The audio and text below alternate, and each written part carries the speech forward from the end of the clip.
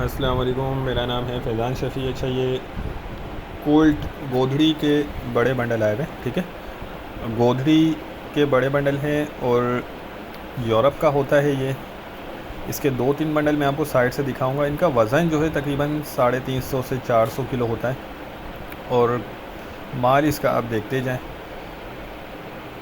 गोधड़ी colds कहा जाता है, इसको कंफर्टर भी कहा जाता है, कोल्ड्स भी कहा जाता है और बहुत मुनासिब रेट पे आपको मिल जाएगा।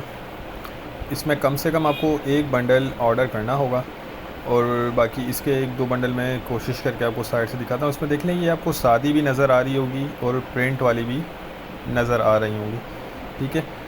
और बाकी इसमें वो अच्छा इस तरह की देखें, ये जो पर वगैरह होते हैं वो भी आपको मिलेगी। ये देखें, कंबल भी इसमें नज़र आ रहा है, ठीक है।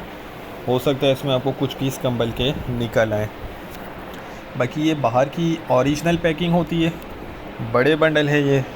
और एक बंडल इसमें आपको कम से कम ऑर्डर करना होगा। एक ये बंडल भी चेक करें, ये सारा देखें कलरफुल इसके अंदर माल दिख रहा है, ये देखें। तो कोई बंडल बहुत ज़्यादा अच्छा होता है, कोई थोड़ा नॉर्मल होता है, इस तरह से होता है इसमें। अच्छा, इसमें भी देखें, ये कंबल नज़र आ रहा है, ये देख लें, सही है।